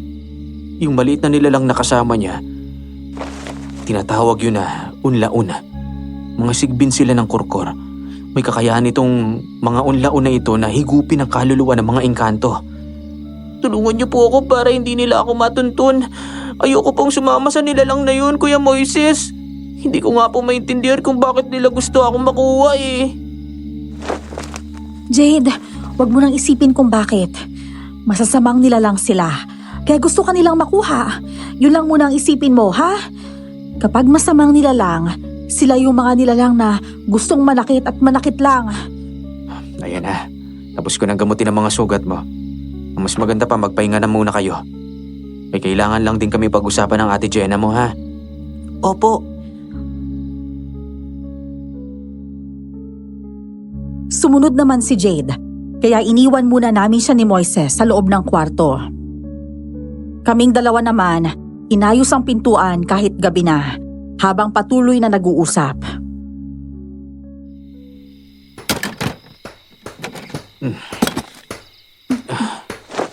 Moises, ano pala yung isinaboy mo sa aswang kanina?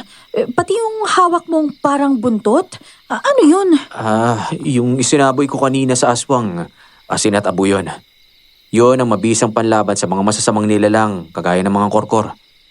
Buntot pagi naman yung tawag dito. Eto, pamatayan sa mga aswang. Namana ko yun sa lolo ko na matanda na ngayon. Pero bakit nagpanggap ka pang pulubi, Moises? Para kaawaan mo ko. Yun lang ang naiisip kong paraan para malaya akong makapunta dito sa baryong to. Habang hindi ko pa napapatay ang aswang na korkor. Mas mabuti nga kung mapatay mo siya para hindi na siya makalapit at magparamdam pa kay Jade. Pero ang tunay na pagkatao ni Jade, hindi mo matatago habang buhay. Sigurado ako lalabas at lalabas kung ano talaga siya kahit pigilan mo. Pero may napansin pala ako kanina. Nung nasugatan si Jade, saka rin umatras ang aswang na korkor. Ibig bang sabihin, napakalaga ng kapatid ko sa kanya? Malalaman mo rin balang araw kung bakit. Pwedeng mahalaga si Jade sa kanya o pwedeng natatakot siya sa sarili niyang kadugo. Matapos ang unang pagsalakay ng aswang sa bahay namin, hindi na yun naulit. Pero simula nun, gabi-gabi ko nang napapansin na unti-unting nag-iiba si Jade. Iba na ang kilos niya at mas lalo pang tumalas ang pandinig. Isang gabi, nakita ko siya sa labas ng bahay. Nakatayo, naglalaway at nakatitig sa asong dumaan.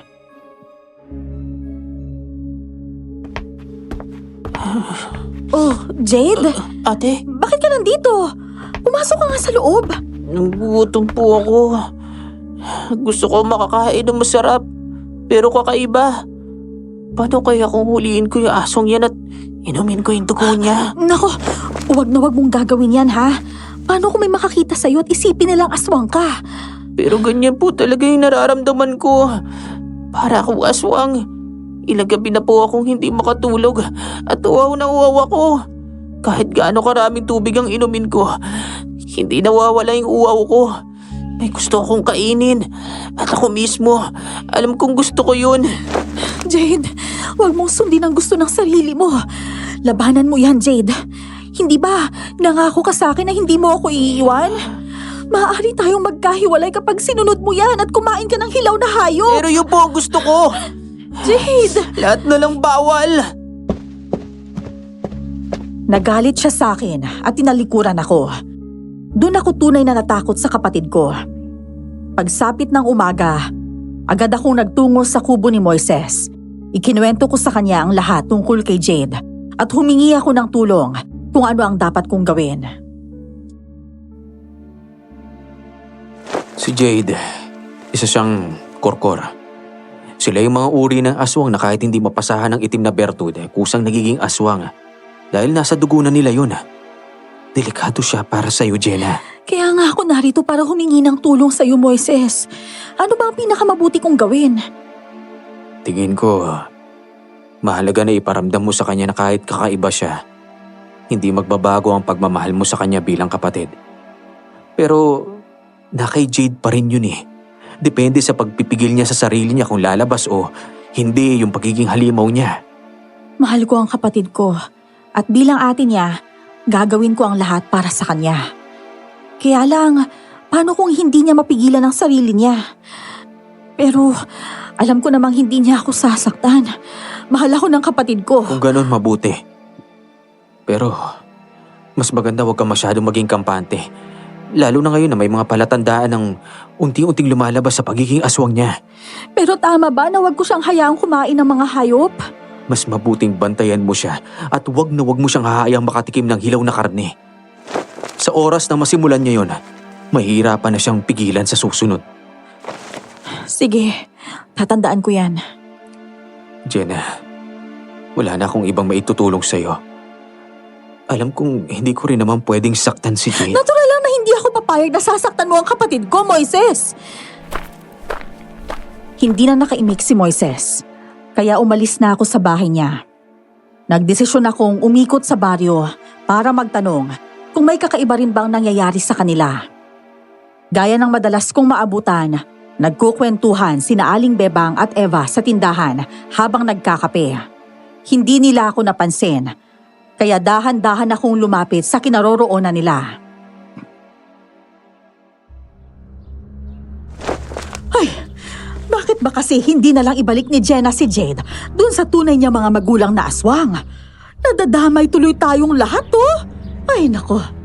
Kasi, akala ni Jenna, tunay niyang kapatid si Jade, pero hindi naman. Ang kaawa-awa rito, si Jenna, dahil wala siyang alam. Yung nanay niya namatay na nga. Hindi pa sinabi na mula sa angkan ng mga halimaw ang lalaking anak niya. Mawalang galang na po. Hanggang ngayon, kami pa rin po ba ang laman ng usapan ninyo? Kailan pa po ba kayo titigil? Alam niyo, mas mabuti pa sigurong isipin ninyo kung paano kayo makakaraos sa kalamidad na to. Wala nang susunod na kalamidad kung hindi dahil sa kapatid mo! Nagkausap na pala kami ni Mang Simon. At alam ko nang alam mo na ang lahat. Oh, ano ngayon ang balak mo, Jenna? Hihintayin mo pa bang makapatay ang aswang na korkor ng mga tao sa baryo bago ka kumilos? Ha? Aling Bebang, hindi naman po ako papayag na basta lang kunin ng halimaw na yun ang kapatid ko. Hindi niyo ba maintindihan kung bakit? Abay, naiintindihan naman namin. Pero natatakot lang din kami. Hindi lang naman po kayo ang natatakot. Oo na, total, may alam naman po kayo sa lahat. Oo, mula sa halimaw si Jade. Pero hindi ibig sabihin nun, halimaw na rin siya. Sige! Ipaglaban mo pa ang kapatid mo, Jenna! Bahala ka na nga riyan.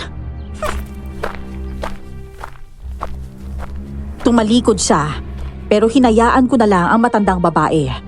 Dumiretso pa rin ako sa paglakad, hanggang sa hindi ko inaasahan, nakasalubong ko si Kuya Javier. Bigla niya akong hinila, galit na galit, papunta sa gilid ng kalsada. Alam na namin ang lahat, Jenna. Anak ng aswang na korkor ang kapatid mo. Alam mo ba, muntik na akong mapatay ng halimaw na yon. Ibalik mo na ang bata sa pinagmulan niya nang matapos ng gulo sa baryo. Kuya Javier, dayo lang naman po kayo rito sa amin Kaya bakit po kayo nangingialam? Hindi ako nangingialam, Jenna. Ang iniisip ko lang ay kaligtasan ng lahat at ang kinabubuhay ng buong baryo. Nakita mo naman ang nangyari sa palayan, hindi ba?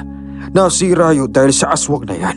Maraming buhay ang naapektuhan dahil sa tinatago mo ang batang yan. Kapatid ko po si Jade. Hindi mo siya kapatid.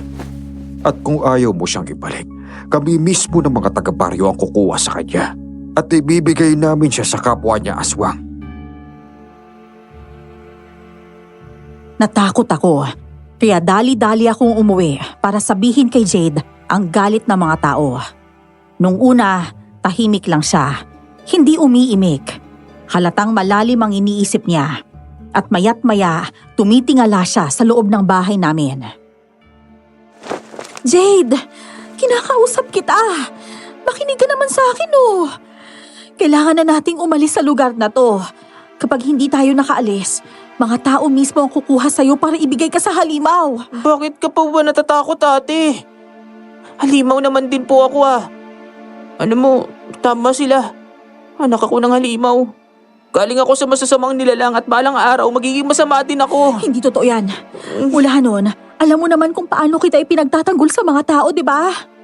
Dahil mahal kita. Ayokong inaapi ka nila, Jade. Alam ko naman po yun, ate. Pero bakit po ako ganito? Kung talaga magkapatid po tayo, bakit hindi tayo magkamuka? Bakit mas mayawig pa ako sa mga kurkur na nakikita ko? Ate, sila yata talaga yung pamilya ko at hindi ikaw. Diyos ko, huwag mong sabihin yan. Hindi ganyan, Jade. Ako ang pamilya mo. Ako lang ang pamilya mo. Ang gusto ko lang pong malaman yung totoo. Kapatid niyo po ba talaga ako? Jade, alam ko na kung bakit ganyan ang nararamdaman mo. Ramdam mo na rin naman, di ba? Kaya hindi ko na ililihim sa'yo ang lahat. Hindi po tayo magkapatid. Tama po ba ako? Oo, Jade. Tama ka. Huli ko na rin nalaman ang lahat nung pumunta ako kay Mang Simon. Siya kasi ang may alam sa mga lihim ni nanay. Bukod po sa hindi tayo magkapatid, ano pa po ba yung dapat kong malaman, ate? Jade, ang sabi ni Mang Simon, anak ka raw ng isang aswang na tinatawag nilang Korkor. Ano? Ikaw raw ang naging kapalit dahil pinatay ng aswang na Korkor ang tunay kong kapatid. Ate, At bilang ganti ni nanay, kinuha ka niya, Jade. Pero hindi ka naman itinuring ni nanay na iba, di ba? Minahal ka niya na parang sarili niyang anak. At ako rin. Hindi kita itinuring kailanman na hindi ko kadugo. kaya po pala gusto nila ako kunin dahil sila po pala yung tunay ka pamilya. Pero syempre, hindi ako papayag na sumama ka sa mga halimaw na yun, Jade. Mahal na mahal kita eh. Kahit nalaman ko ang totoo tungkol sa pagkatao mo, walang nagbago. Hindi ako takot sa'yo. Itong mga kakaibang nararamdaman ko, mga senyales po ba ito ng pagiging aswang ko? Tama po ako. Oo. At ang hinihiling ko lang, sana malabanan mo yun, Jade. Ayoko talaga magkahiwalay tayo. Alam mo kung gaano kita kamahal. Kapag sumama ka sa halimaw na yun, masasaktan ako. Gusto mo ba yun? Na malulungkot ako?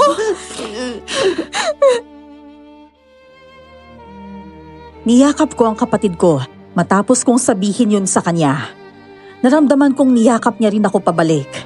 Pagsapit ng gabi, niyaya ko sana siyang pumunta sa bahay ni Moises para makiusap na doon muna matulog ang lalaki. Pero hindi siya sumama, kaya ako na lang ang pumunta. Pagdating ko ron, nakita ko si Moises na naghahalo ng asin at abo sa isang maliit na planggana.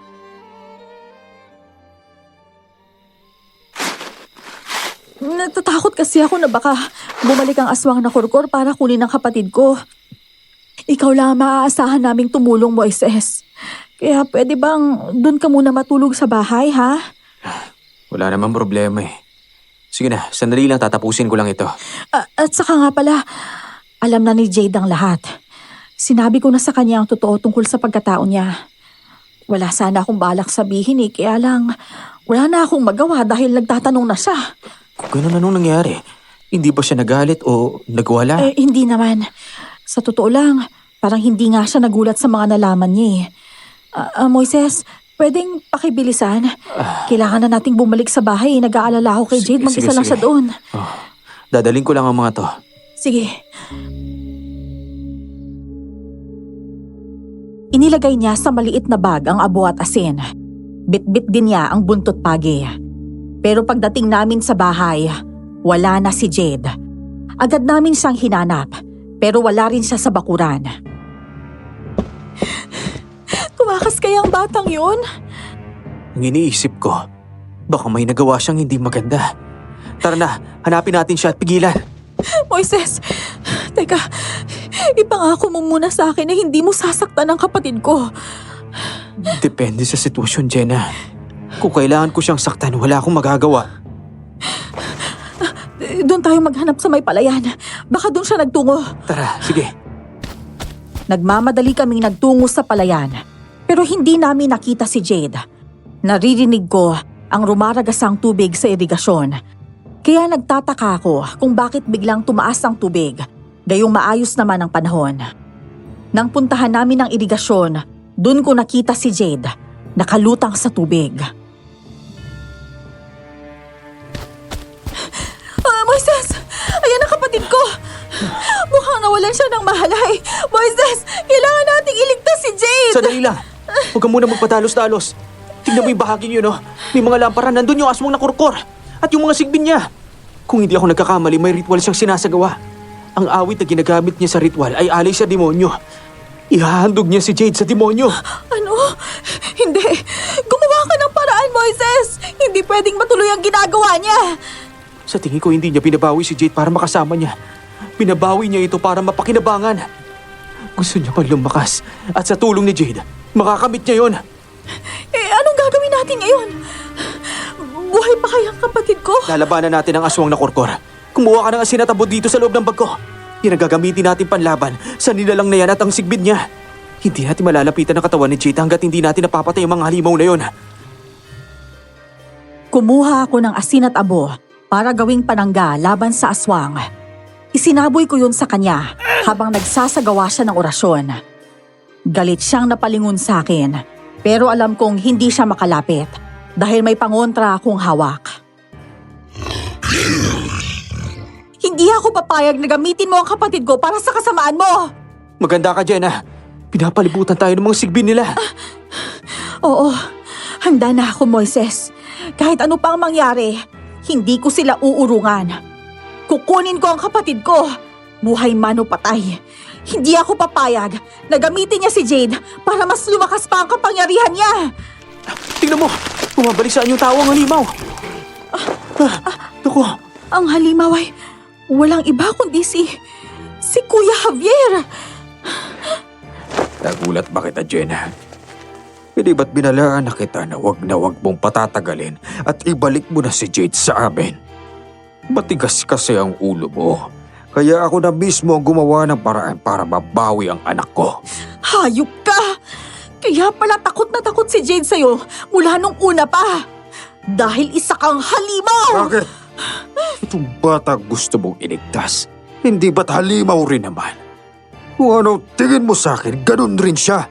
Dahil sa akin siya naggaling. Hindi! Hindi siya magiging katulad mo! Ikaw lang ang halimaw dito. At huwag mong idamay ang kapatid ko. Sarili mong anak, gagamitin mo lang para sa kapangyarihan mo? Wala naman talaga siyang silbi sa akin, Jenna. Papatayin ko siya kung kailan ko gugustuhin. Dahil yun talaga ang kapalaran niya. Kung ganun, wala ka palang silbi, Mang Javier. Hindi ka nga pala tao, no? Halimaw ka! Napatingin si Kuya Javier kay Moises. Saka siya malakas na tumawa. Si Moises naman, nanatiling seryoso habang mahigpit na nakahawak sa buntot pagi. sinasabi ko na nga ba at di ako nagkamali. Ikaw ang aswang na kurkor na nakalaban ko noon. At para makatakas, dito ko pa talaga nagtago. At ikaw rin ang dahilan kung bakit gusto kong ialay ang anak ko. Hindi ako papayag na matalo mo ako. Kailangan kong lumakas para mapatay kita. Ganun ha? Di magpakalakas ka kung gusto mo. Hindi ako papayag na kukunin mo ang kapatid ko! Tumigil ka na, Jenna! Dahil wala ka nang magagawa. Pagkasabi niya noon, bigla ko siyang sinabuyan ng asin at abo. Nagulat ang mga sigbin niya at agad silang sumalakay sa amin. Si Moises ang humarang at pumatay sa mga sigbin ni Korkor gamit ang hawak niyang buntot pagi. Napatulala ako sa mga nangyari hanggang sa bigla na lang akong hinila ng aswang na si Korkor. Inuubos mo talaga ang pasensya kung babae ka, ha? Walang hiya ka! Sige, kainin mo to! Baka kainin mo ako ng asin at abo! Hindi mo ba alam na hindi ako mapapatay dyan habang nasaan yung tao ako? Hanggang ngayon, napaka-bobo mo pa rin! Ano? Jenna! Aray ko! Tama na! Ang sakit! Ayop ka! Kung sino pang walang kalaban-laban, siya pa talagang pinupuntirya mo! Harapin mo ako at ako kalabanin mo! Moises! Masakit! Hindi ko na kaya! Jenna, lalabanan ko siya. Kumapit ka lang. Ano't ano man ang mangyari, huwag na huwag kang gagalaw. Ako nang harap sa kanya, Jenna. Ililigtas ko ang kapatid mo. Jade! Jade! Jade! Gumising ka! Huwag mo hayaang makuha ka niya! Huwag mo hayaang mapatay niya ako at masira ang pamilya natin! Jade! Nangako ka sa akin, di ba? Nangako kang hindi mo ako iiwan! Tumalon si Moises para salakayin si Korkor at ang mga sigbin nito. Napagapang ako sa lupa at sa hindi ko inaasahan, nakita ko ang kapatid kong umahon mula sa tubig. Napatingin siya kay Korkor, galit na galit. Jade! Ate, ano nangyari sa'yo? Sinaktan niya ako, Jade! Sinaktan ako ng tatay mo! Hindi ko siya mapapatawad sa ginawa niya sa'yo. Hayop siya. Papatayin ko siya. Ang gusto ko lang, makaligtas tayong lahat, Jade. Lalo na tayong dalawa. Mahal ka namin ni Nanay, kahit hindi ka namin kadugo. Tandaan mo yan. Si Jade ay dahan-dahang nagbago ng anyo. Kalahating tao, kalahating aswang. Tinubuan siya ng mga tinik sa likod. Bumalahibo ang katawan at humaba ang mga kuko. Unang pinatay ni Jade ang mga sigbin ng sarili niyang ama. Naging madali yun, lalo na't dalawa sila ni Moises. Pagkatapos, silang mag-ama na ang maghaharap. Umatras si Moises nang senyasan siya ni Jade. Lumapit siya sa akin at ginamot ang sugat ko gamit ang kanyang langis. Nagising siya para iligtas tayong dalawa. Hindi masamang nilalang ang kapatid mo. Kahit sa masama siya nagsimula, pinipili niyang maging mabuti, Jenna. Oo nga. At sana magtagumpay siyang mapatay ang sarili niyang ama. Kung mag-alala, gagabayan ko siya. Hindi na dumudugo ang sugat mo. Sumantal ka lang dyan, ha? Tingnan mo kung paano haharapin ni Jade ang ama niya.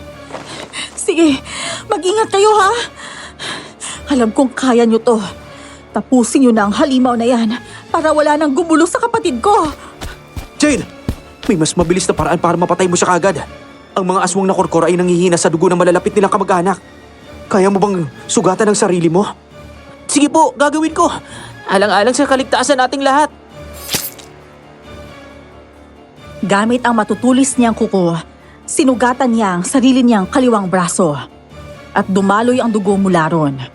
Nakita kong umatras si Korkor, pero hindi siya tinantanan ni Jade. Sinugod niya ito at winiwisikan ng sarili niyang dugo. Sa tuwing natatamaan si Korkor, umaangil sa hapde, nagwawala at unti-unting umuusok ang katawan ng halimaw. Mauubusan ng dugo si Jade kapag wala kang ginawa, Moises! Huwag kang mag-alala, tutulungan ko si Jade. Pero ang dugo niya, ang pinaka-epektibong paraan para mapatay ang sarili niyang ama. Kuya Moises, tapusin na po natin siya. O, nandito na ako. Ito na ang wakas mong halimaw ka! Ayan na! Umuusok na ang buong katawan niya! Ituloy niyo lang! Patayin niyo na siya! Ginamit ni Jade ang buong lakas niya para labanan ang sarili niyang ama. Ipinasok niya ang matutulis niyang kuko sa dibdib nito at hinugot ang puso ng aswang. Nang matapos ang laban, hingal na hingal ang kapatid ko habang ang halimaw ay bumulagta sa lupa. Wala nang buhay. Maya-maya, may nakita kaming mga sulo at narinig ang malalakas na sigaw ng mga tao. Takot na takot si Jade, kaya agad siyang nagtago sa likuran ko. Ate, baka po patayin nila ako. Kami ni Moises ang bahala sa iyo, Jade. Huwag kang matakot. Gagawin namin ang lahat para protektahan ka. Oo nga, kami ang harap sa kanila, Jade. Kumalma ka lang ha. Totoo nga ang sinabi ni Javier!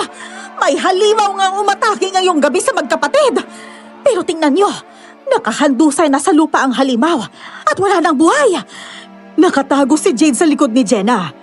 Bakit ka nagtago riyan, ha? At bakit ka duguan?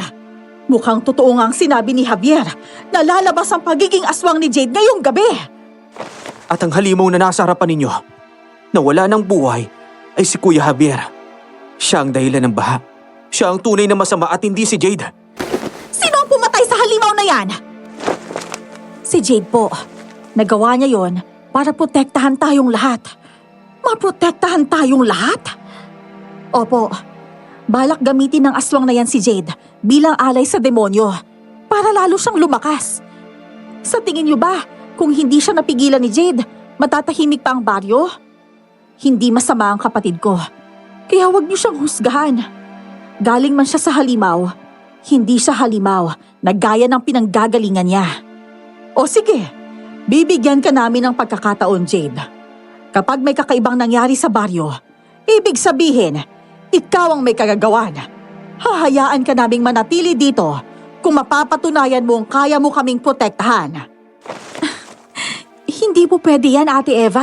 Hindi niyo pwedeng iatang kay Jade ang buhay niya para sa mga tao ang ginawa lang naman sa kanya ay kutsain at pagtawanan ng pagkakaiba niya. Noon yun, Jenna. Handa na kaming tanggapin si Jade. Basta mangako lang siya na hindi siya gagawa ng anumang ikatatakot ng lahat.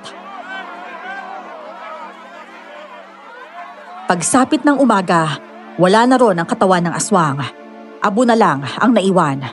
Palatandaang tinupok na siya ng araw. Nagpaalam na rin si Moises para bumalik sa baryong pinanggalingan niya.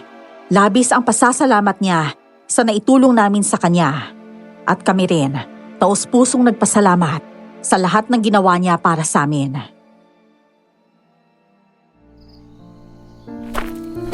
Sana maging maayos na ang buhay ninyo magkapatid. Jade, tandaan mo ha, mahal na mahal ka ni Jenna. Kahit ano pa na mangyari, huwag mo pipiliin na maging masama ha. Opo, hindi ko po hayaan na may manakit sa kapatid ko po. At saka nga po pala, Kuya Moises, salamat po sa lahat ng ginawa niyo ha. Kahit alam niyo pong aswang ako, hindi niyo po ako sinaktan. Kahit albularyo kayo. Bakit na bang kita sasaktan? Mabuti ang puso mo. Kaya alam kong mabuti ka. Sana marami ka pang matulungan, Moises.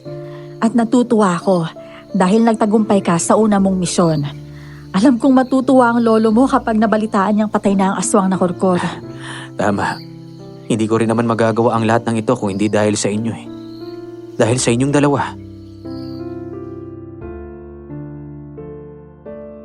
Umalis na si Moises ng araw na yon. Naisip kong yayain si Jade na umikot sa baryo. Pero naroon pa rin ang takot ko para sa kanya. Na baka lalo lang siyang husgahan ng mga taga-baryo. Bakit ka ba natatakot? Kailan ba kita pinabayaan kapag inaapi ka nila, ha? Jade, ipakita mo sa kanila kung sino ka. Walang mali sa pagiging aswang mo dahil mabuti kang nilalang. Paano po yung mga hindi nakakaunawa po sa akin? Nako, hindi na mahalaga kung hindi ka nila maintindihan ngayon. Jade, darating ang panahon na matatanggap ka nila. Hindi man sa ngayon, pero alam kong may araw na sila mismo ang lalapit sa'yo para magpasalamat sa lahat ng ginawa mo. Sige po, sasama po ako sa inyo. Tara na, dadalhin kita sa baryo.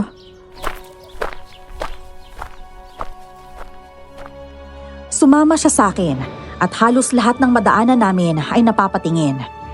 Hindi namin alam na may okasyon pala sa bahay ni Aling Bebang ng araw na yon. Namataan ko rin si Mang Simon pero hindi ko na siya kinausap, lalo na't nasa loob siya ng garahe ni na Aling Bebang. Lalagpasan na sana namin ang bahay pero bigla kaming tinawag ng matanda.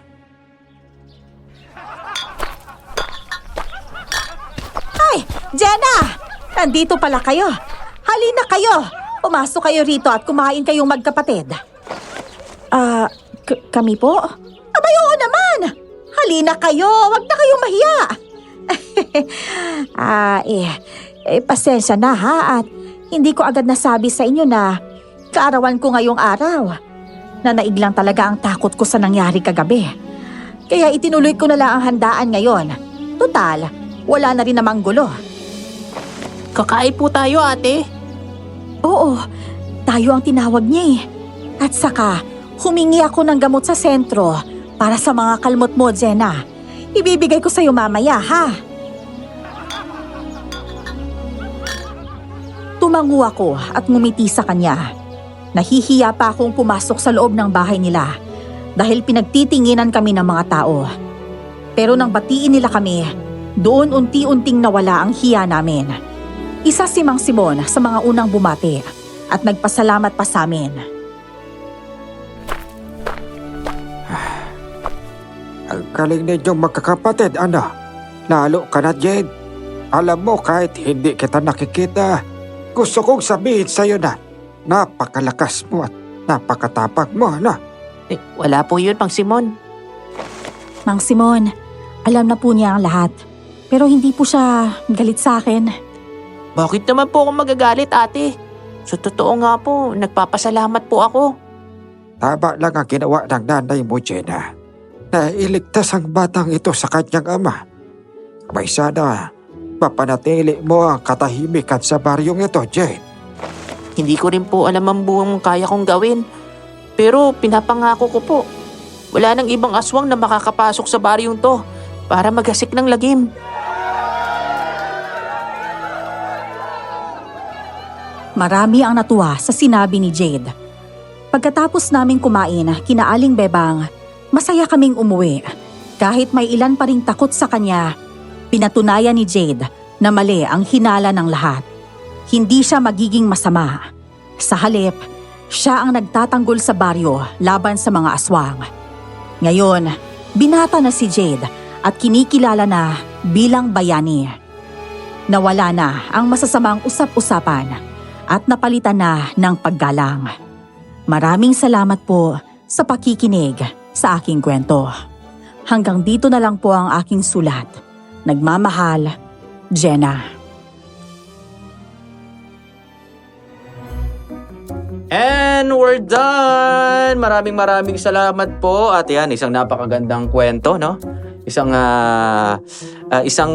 kwentong magkapatid. Yes. Yes, ang episode natin today. At kung nagustuhan mo ang ating kwento ngayon, i-comment down nyo na dyan ang inyong masasabi at inyong natutunan sa kwento natin, no?